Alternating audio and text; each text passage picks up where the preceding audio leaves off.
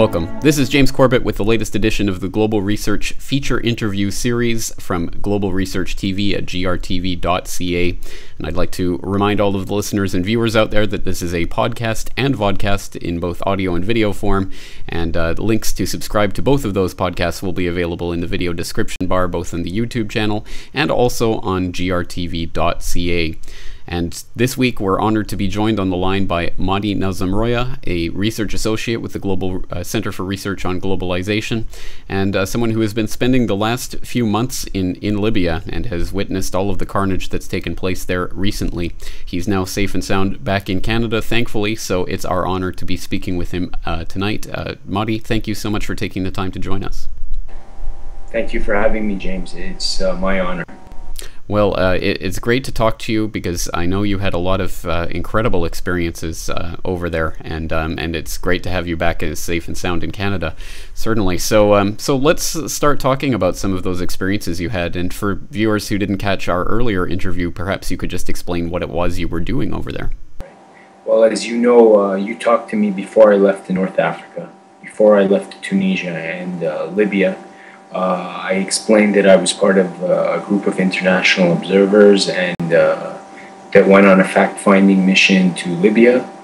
I was part of this delegation and that came from different parts of the world. I was one of the members. Along the way, before I left, I made an agreement with Pacifica Radio, specifically Flashpoints, which is the sister show of Democracy Now! I made an agreement to be their correspondent on the ground in Libya. And as far as my journalistic work is concerned, I did correspondence for them, strictly. Of course, I did dispatches for Global Research as well. But my main objectives there were not to be a journalist. And since I'm speaking about journalism, I consider there's many good independent journalists, far better than me, far more professional. I consider Kevin Pina to be one of the symbols of independent journalism, yourself included as well. But going back to Kevin Pina, this is a man I highly respect, someone who helped me, gave me advice. I am indebted to several people at Pacifica Radio for the support they gave me, and I highly respect Kevin for his work in Haiti, which was which he did under threat from the U.S. military, and he went against the media consensus there, and he gave me a lot of good advice while I was in Libya, which I appreciate, and I want to thank him for this, and I have thanked him for this. Well, that does sound like helpful advice, especially because that's pretty much the situation you ended up being in, as NATO obviously was bombarding Libya in general and eventually Tripoli in particular. But let's start from the time when you arrived. When did you arrive, and what was the situation like in the country at that time? I was in Libya for over 2 months. The trip was longer than 2 months because I spent time in Italy, Tunisia, Malta, and Switzerland. So the trip was far longer than 2 months. But in Libya specifically, I was there for just over 2 months. I arrived there in July, and I left there in August. So it was a long stay I had there. The security situation in Western Libya was not bad, aside from targeted assassinations, terrorist attacks, and destabilization efforts, which were ongoing, and the Libyan government tried to keep. The Libyan government didn't want panic, and this is one of the reasons they didn't want the general population to know that there was assassination attempts and things like that. But people did know. But they try to, they didn't want panic, and this is what any government would do, because the psychological war is a major internal threat. And the only reason that Tripoli has fallen is because of that psychological war. It was not the physical war that made Tripoli fall. It was the psychological war and the media war. It was the fear and the tensions and the trauma. A lot of people defected because of the fears that was being fueled by the media through false reports. And I remember telling flashpoints, when I was being interviewed from the station from Berkeley, California, I was telling them that the only risk here is the fear. If they give in to the fear, the government could collapse, the regime could collapse, and it has not collapsed. I want to point out they're still fighting in Tripoli. To the very moment I entered the harbor in Tripoli to leave with a group of internationals, diverse group of internationals from Ukraine, Russia, Italy, Britain, France, Algeria, and several other places, including Romania. We saw fighting in the harbor, around the harbor, and we saw fighting in Green Square. So don't think the fighting's over, and don't think that the regime in Libya has collapsed. The government's still there, and the fighting will not end for a long time. And I predict that there'll be a heavy bloodbath in Gaddafi's home city and district of Sirte. The people in Sirte are not going to give up, and they are going to probably fight to the death. And there's still loyalists fighting all over Libya, and they're not going to control the west for sure. And the south, they're not going to control at all. NATO carpet bombed that place too. This is undeniable. You know, I spoke to the Cuban ambassador there about it. Spoke to fellow Canadian about what was happening there. I spoke to many Libyans there. That country was carpet bombed. NATO has carpet bombed the Libyan Arab Jamahiriya. This is undeniable, and this is what took place. The last weeks before the insurgents arrived in Tripoli, those last few days there was heavy bombing, and that's what cleared the way for them. They brought them in from the harbor. There was an amphibious assault with an insurgent invasion, and there was NATO forces with them on the ground.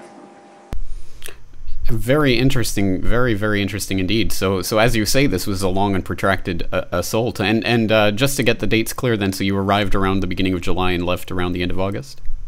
I think it was around the end of July. James, off the top of my head, I have to tell you, it was in 20 something. It was late July, and I left at the end of. I was there exactly over 2 months.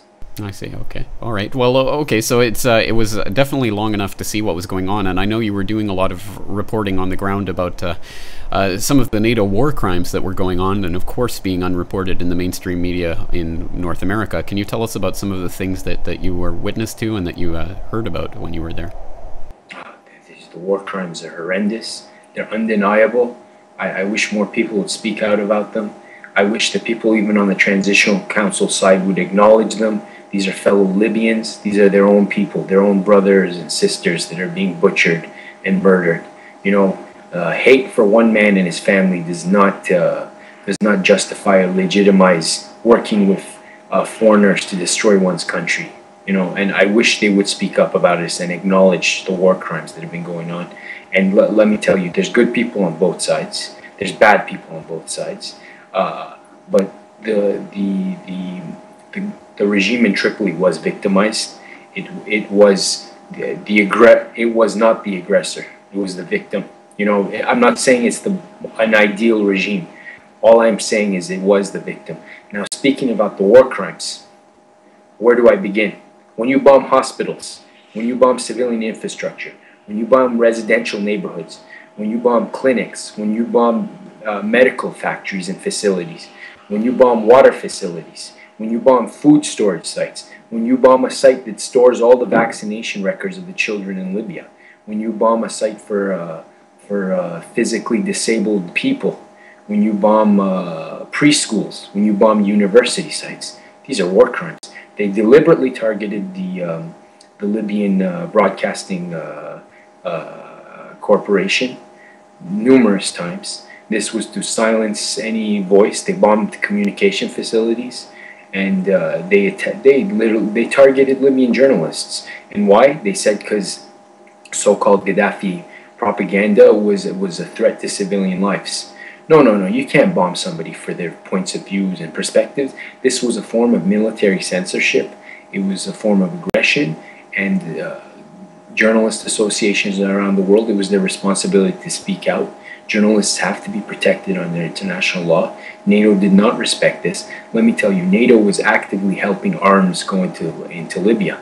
The NATO channel itself even put a film out, a small documentary, about how a Canadian vessel, naval vessel, allowed weapons to go into Misrata. Okay, so they're letting weapons go in, and their excuse was the weapons were already there. No, the arms embargo was openly and blatantly being broken by France, Qatar, the Egyptian military junta was helping as the United States instructed them. The generals in Egypt, in Cairo, follow what the U.S. said. Hillary Clinton set all this up. Hillary Clinton was in both Tunisia and Egypt, making agreements to use those places as bases to attack Libya. Special forces were coming in from these areas. Special forces were coming from the Mediterranean coast, which borders is north of Libya, and this includes French. I spoke to people who were fighting, who were in battle, who came back and forth. Of course, I didn't see this, but I believe what I was told. I don't think when their lives are at risk and in the heat of battle that they're going to make up stories about how they fought with Al-Qaeda, how they fought with French special forces. You know, and now you hear the news reports. When I said there was French special forces on the ground in Libya, I was being mocked. But now you see reports of how there are British and French. You know, there's special forces from the Arab petro-sheikdoms of the Persian Gulf. You know, Qatar, for example, the United Arab Emirates, also the Hashemite Kingdom of Jordan. These people have made mobile phone videos of them in front of their embassies, you know. So there was also mercenaries and which are security contractors. It's very ironic. They demonize the Libyan government for having mercenaries when they themselves, the NATO states, bring the mercenaries in themselves. The United States is the biggest user and contractor of mercenaries in the world. They filled Iraq and Afghanistan with them and other conflict zones. They use Blackwater, you know. Them and the British, they use these contractors. You know, what is the French Foreign Legion? What they're foreigners in the military. In a way, they're contractors. But how about the Burqas in Britain? You know, so these NATO states, these aggressors, brought in mercenaries in the country. Not only that, they brought people with deviant views about faith, who were fighting in a context, who believed they were fighting a righteous war, jihad, I guess, under the banner of Islam. So they were bringing Al-Qaeda, what you can loosely call Al-Qaeda, into the country. You know, this includes the Libyan Islamic Fighting Group and various other organizations. Al-Qaeda in reality is a compilation. It's a compilation of various groups that fight under a religious context, you know. So Al-Qaeda in the Maghreb, these things, they brought them all in. And I spoke to people when I was in rebel-held Tripoli. I spoke to people from the Transitional Council side, and I told them that we were very concerned. We were very concerned about our lives while we were held up in the hotel, and they acknowledged my concerns and our concerns, and I said we really thought we were going to be beheaded or killed when they came in, when they would come in there. And what I was told is the Americans brought in Al-Qaeda. We don't want them here. The Americans have brought in the Islamists. It's them who control them, and they're the ones who brought them in. We don't want them. The Libyan people don't want them. And this was from the Transitional Council side. Now let me tell you something. Everybody there was concerned that the rebels, so-called rebels, would come and they would kill us. They weren't afraid of the so-called Gaddafi loyalists. They were afraid that the rebels would come. This says a lot. So when you are rooting for those guys and you're saying they're freedom fighters and revolutionaries and the good guys, why are you afraid of them when they will enter the facility? Of course, there can always be mistakes and misunderstandings, but they were genuinely afraid of them coming there. Okay, and that says a lot. You know, we were afraid of being beheaded. We were afraid that our lives were in danger.